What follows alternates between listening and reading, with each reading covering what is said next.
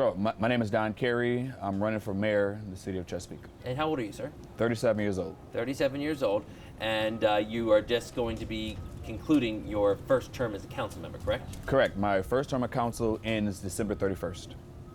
What made you decide to run for mayor? So I'll tell you, when I decided to run for council, I think it's a good place to start. I did so because I was tired of complaining about some of the inequities I was seeing in the northern part of the city, South Norfolk. I was complaining about, some of the crime and the gang activities. I was complaining about the lack of economic opportunities, not just for South Norfolk, but for the students who are in our school system. So I put my hat in the ring because I'm not one who just complains. I want to do something about it. But since being elected on council, I've been able to focus on those two areas, public safety and education. Is this going? You're good. Okay. Good. Yeah, I've been able to focus on those two, but I've also seen that we have more issues at hand. Now, Chesapeake does a great job of public safety and education overall.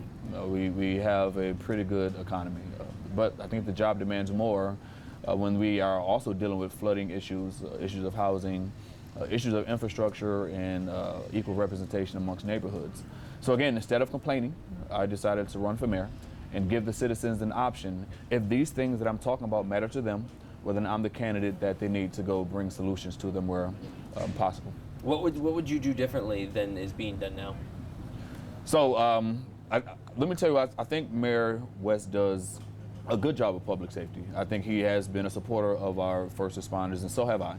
I think he's done a good job of supporting our public education. We give about 50% of our budget to our education system, and so have I. I will continue within that legacy. But again, the job demands more than that. The citizens are struggling with flooding. There is no flood mitigation plan within the city of Chesapeake. Housing has become an issue within the city. Now, I know it's bad everywhere, but it's especially bad within our city. Every other city on the south side has taken housing up as a priority. We have yet to do that. I think our citizens deserve a leader who can have their finger on the pulse of the city and understand what the issues are that they're facing with and bring solutions to those. We have not seen that happen yet, and for that reason, I've decided to run.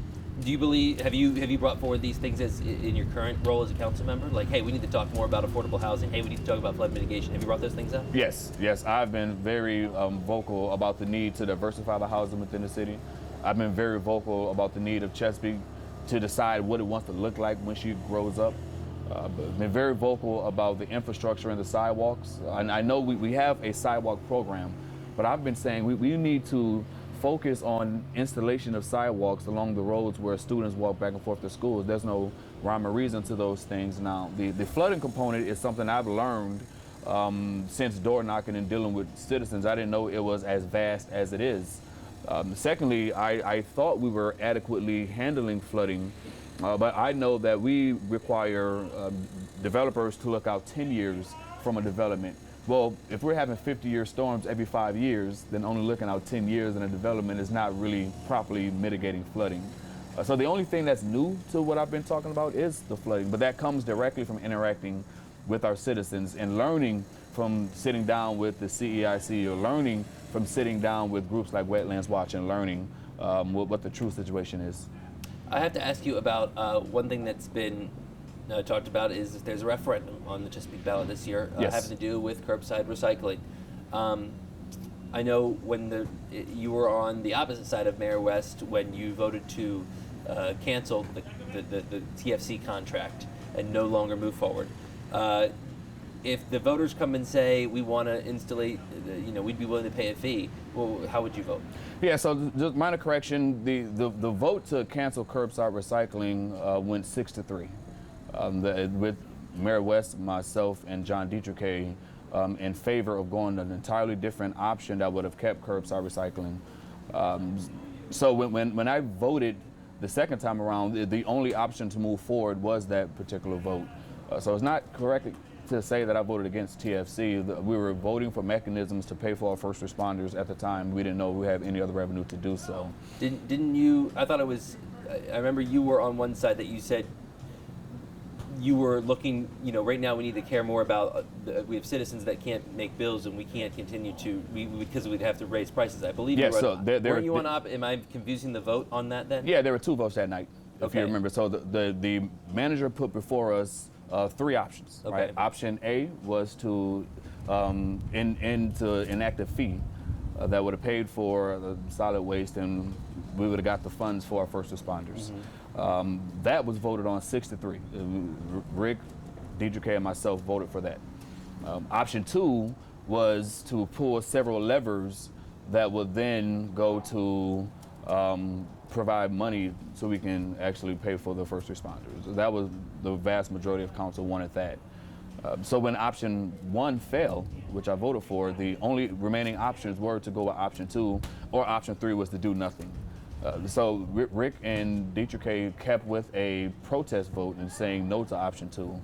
But at that point in time, it was the only viable option moving forward to make sure we paid our first responders. And I don't do protest votes. I look at what's ahead of me, we make the best decision with what we have. But to answer your question, I am in full support of recycling. The only concern I have is which mechanism of recycling actually gets us to an intended outcome. If the curbside recycling program could assist us in getting to the outcomes that we need to be sufficient and sustain our landfill, then I will support that. But we have not seen TFC have the ability to recycle 25%, which is a state mandate, to recycling 25% of total waste. We also need to get to 60% diversion from our landfill. And I know this is kind of technical, but I can walk you through it. We need to divert 60% of total waste from our landfill in order to extend the life of that landfill past 2037. So whichever recycling program allows us to recycle the 25% mandate that we have from the state, while also figuring out ways to divert the remaining 35% from our landfill, that's the one I'm going to support. So it's not a matter of, do I support recycling? Yes, I support recycling, but I want the most effective recycling program that we have here, that we can have here in the city of Chesapeake. My wife and I, we're raising 4 children. We want our children to be able to enjoy this great city. And preserving our planet is the greatest common good that we could have. So I am looking at the data. I'm trying to figure out what is best for the city moving forward. And I think that's what citizens want. Citizens want someone who is committed to recycling, which I am, but they also want someone who is making sure we're doing recycling in the most effective way, in the most cost-effective way, in the most efficient way that gets us to the outcome of preserving our planet. So, again, just to clarify, if that referendum passes, would you vote to implement a fee for those who want curbside recycling? If the referendum passes, we would have to find a funding source before we can implement. We have to put an RFP out to see if we have any takers who can fulfill that at a 25% requirement for $10. And if we were to find somebody who can do that at 25%, yes, I would definitely do that.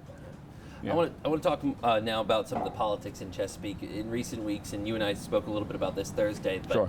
Some people have even compared what's going on right now in Chesapeake to Portsmouth, where there's political games, political infighting. How do you take all of that? Yeah, Chesapeake is not Portsmouth. No disrespect to Portsmouth, but we definitely have political issues here. So what you're referring to, several months ago, the majority of council voted to sue me to have me removed from my seat. And they did so based on a provision within our charter that stated if a council member were to run for mayor, that they would have to resign effective June 30th, which is after the election date. The reason being, because if that person won the mayorship, they would then take over July 1st. The charter also states that that person's replacement, in this case my replacement, could not take office until July 1st. So when the elections were moved from May to November, the council did not update that specific provision, and it didn't really come into effect until this year when we had our first mayoral race after the elections were moved. So council decided to sue me, given that they had a favorable opinion from the Attorney General. But if you're going to force me to abide by the black and white letter of the charter without taking into account the intent of the charter, you would also have to take my replacement, and they would have to abide by the black and white of the charter, not the intent of the charter. And then that's where my side was saying, hey, I understand what the charter says, but also know what the intent of the charter is. So when we went to court, quickly a judge saw that there is a discrepancy, there's conflict here, and he decided to dismiss the charges.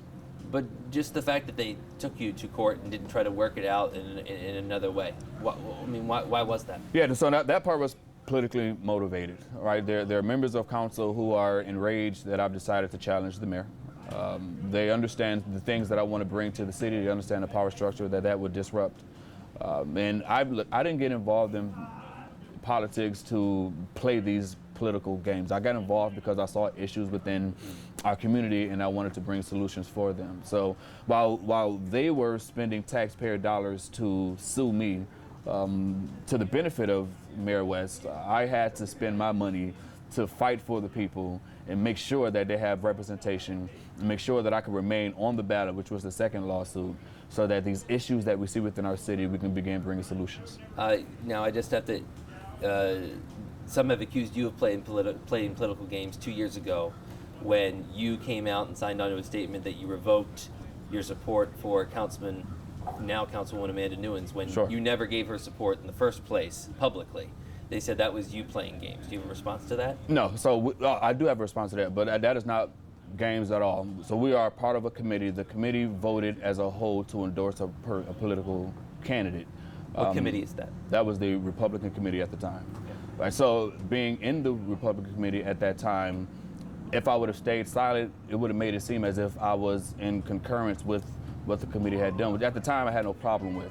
But when the information came out that she was dealing with the situation within her family, I thought it best for her to handle her family business and then come out and run at a later date.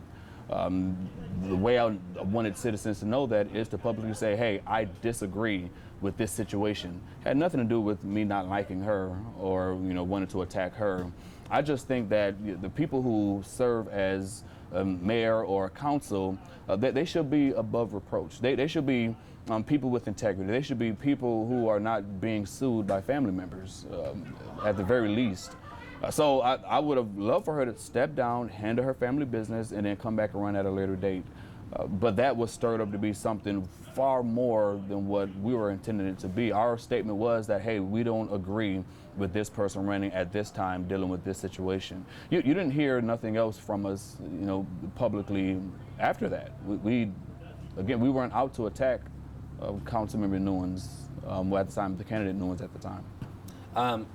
I also have to ask, there have been people, and I asked Mayor West this question as well, that have said this whole fight, you two running together, you two are just being pawns for a fight from decades ago with former Congressman Randy Forbes when he defeated State Senator Louise Lucas. Do you have any comment to that? That's foolishness. I have no idea where that's coming from. Okay. Again, the reason I'm running against the mayor is we have an ideological difference in what the mayor should be doing. I care less about any other outside forces. None of that has any bearings here on this race. I'm running to be the voice of the people, to bring answers to the problems that they're dealing with.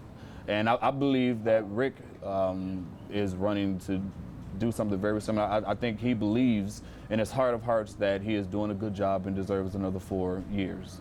Again, there's an ideological difference in the vision of what your leader should be.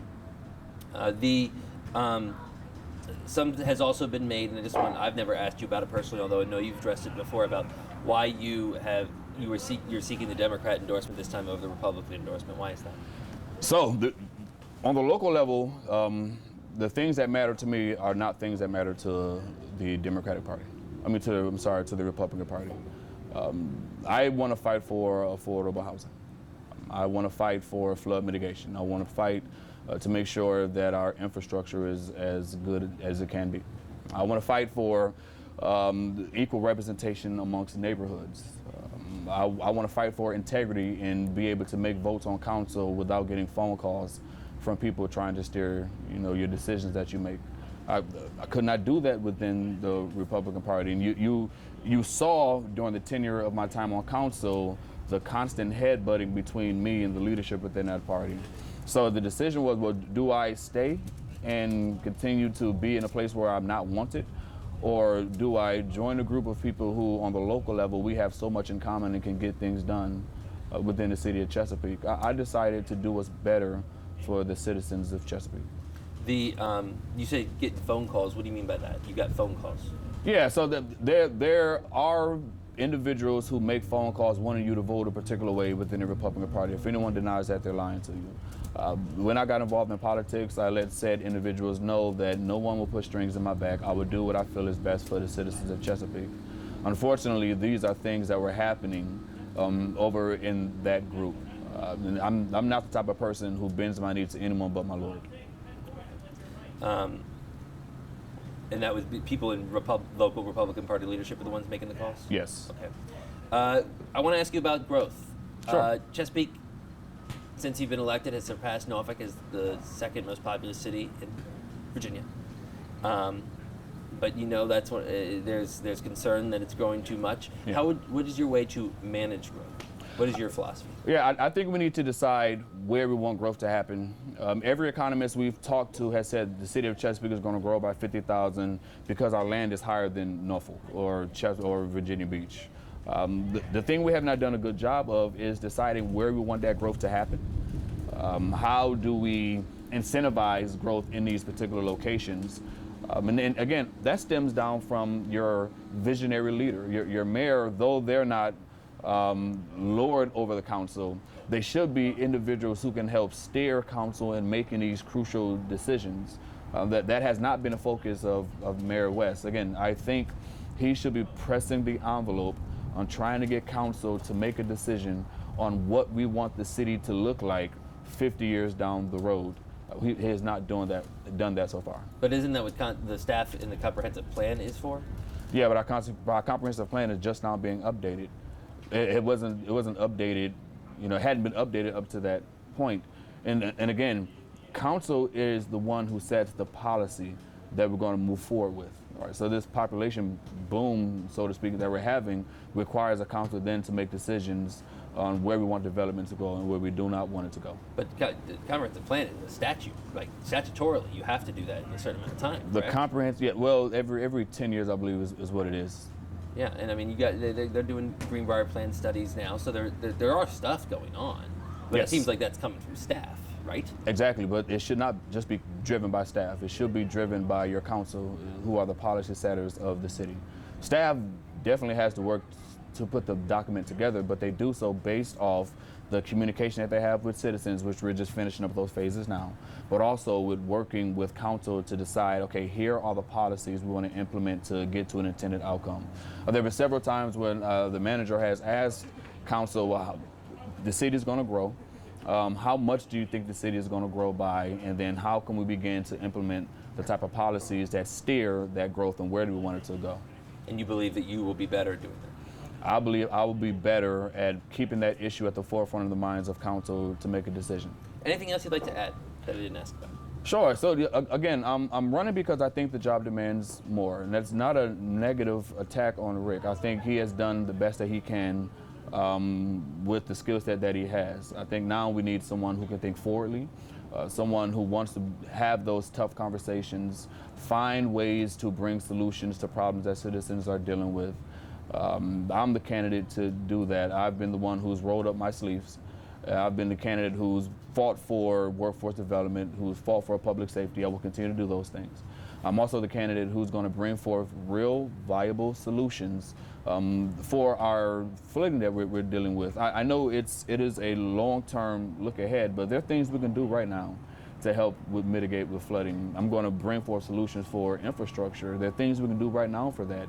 Equal representation amongst neighborhoods, we haven't talked about that, is extremely important. We need to move from an at-large voting system to a single member of voting district so that citizens can have confidence of who their council member is and their council member can understand the nuances of that particular area and work together with the citizens to bring solutions. I'm the candidate who has been dedicated to integrity. I'm the candidate who has been driven by vision, and I'm committed to progressing to an intended outcome. You bring up integrity. I have to ask you about, are you aware of this PAC that is now putting out negative literature about candidate West in regards to his dealings with the former city attorney? Yeah, I've seen that. I mean, some of those mailers have come to our house too. It's unfortunate, but the way you prevent things like that from happening is to not do those things in the first place. Mayor West has been on council for a very long time. I think he understands what is ethical, what is unethical. It's just an unfortunate situation that he decided to have the city attorney do what he did. And now I don't think citizens are bringing light to that. Your campaign has not talked to this PAC? No. We have no connection with the PAC whatsoever. We do no dealings with the PAC. Everything that I've done, if my name is not on it, if you don't see Care for Chesapeake as a disclaimer, it has not come from me.